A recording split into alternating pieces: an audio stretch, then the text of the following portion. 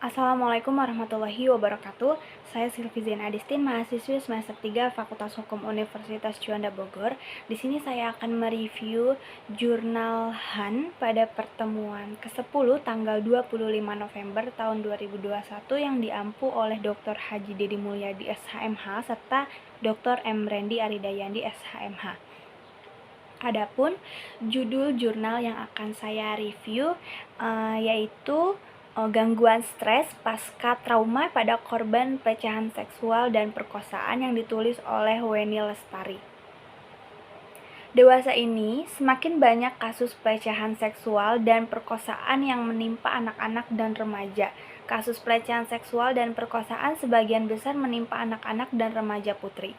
Pelecehan seksual pada dasarnya adalah setiap bentuk perilaku yang memiliki muatan seksual yang dilakukan seseorang atau sejumlah orang namun tidak disukai dan tidak diharapkan oleh orang-orang yang menjadi sasaran sehingga menimbulkan akibat negatif seperti rasa malu, tersinggung, terhina, marah, kehilangan harga diri, kehilangan kesucian, dan sebagainya.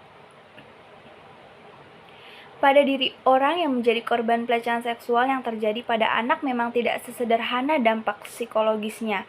Anak akan diliputi perasaan dendam, marah, penuh kebencian yang tadinya ditunjukkan kepada orang yang melecehkannya dan kemudian menyebar kepada objek-objek atau orang-orang lain. Pelecehan seksual dan perkosaan dapat menimbulkan efek trauma yang mendalam pada korban.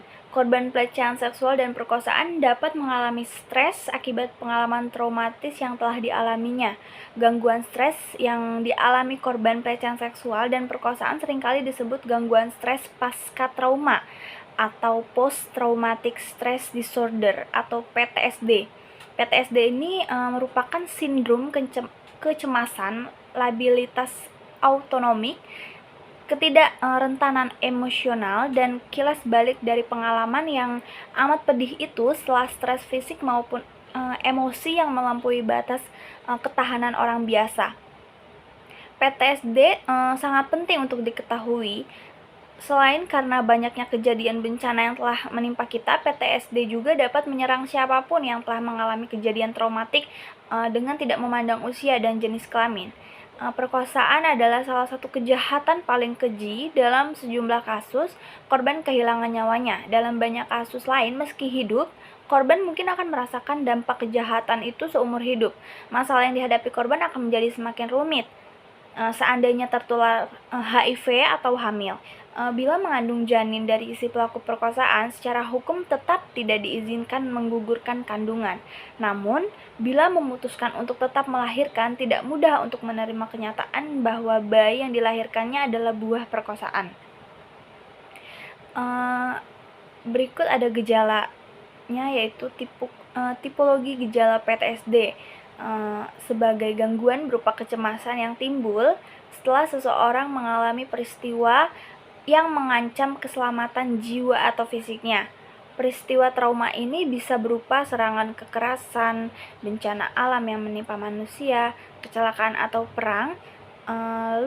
PTSD ini adalah sebuah kondisi yang muncul setelah pengalaman luar biasa yang mencekam, mengerikan, dan mengancam jiwa seseorang, misalnya peristiwa bencana alam, kecelakaan hebat, atau kekerasan seksual.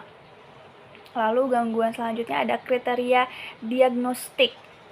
Dapat memperlihatkan kondisi traumatik seseorang.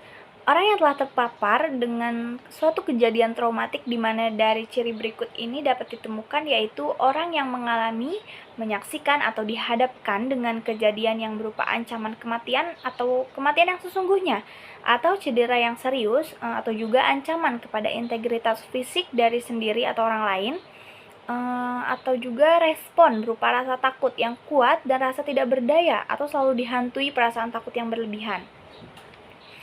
Selanjutnya, gangguan sosial PTSD ini memiliki gejala yang menyebabkan gangguan. Umumnya gangguan tersebut adalah panic attack, serangan panik, perilaku menghindar, depresi, membunuh pikiran dan perasaan, merasa disisihkan dan sendiri, merasa tidak percaya dan dikhianati, mudah marah, dan gangguan yang berarti dalam kehidupan sehari-hari.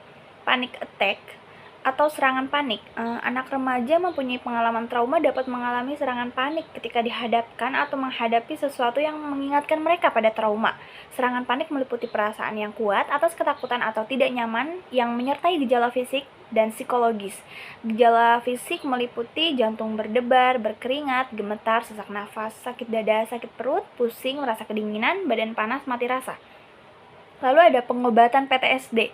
Ada 2 macam terapi pengobatan yang dapat dilakukan penderita PTSD, yaitu dengan menggunakan farmakoterapi dan psikoterapi. Pengobatan farmakoterapi itu dapat berupa terapi obat, hanya dalam hal kelanjutan pengobatan pasien yang sudah dikenal. Lalu kalau pengobatan psikoterapi yaitu salah satunya, yaitu kognitif terapi, yaitu terapi membantu untuk merubah kepercayaan yang tidak rasional yang mengganggu emosi dan mengganggu kegiatan-kegiatan kita. Misalnya, seorang korban kejahatan mungkin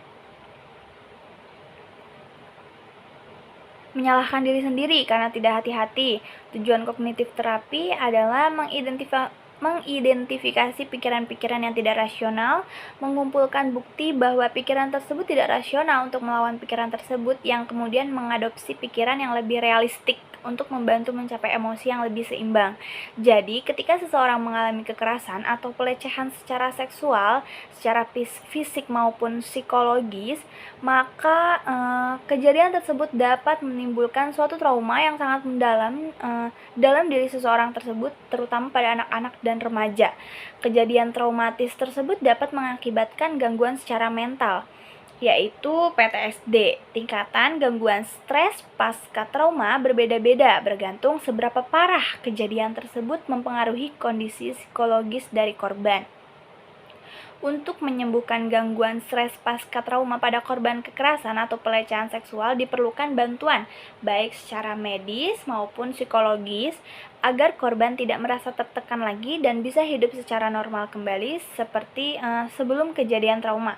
Dan pendampingan itu sendiri juga harus dengan metode-metode yang benar sehingga dalam menjalani penyembuhan atau terapi, korban tidak mengalami tekanan-tekanan baru yang diakibatkan dari proses pendampingan itu sendiri. Berikut review jurnal yang sudah saya buat, kurang lebihnya mohon maaf. Wassalamualaikum warahmatullahi wabarakatuh.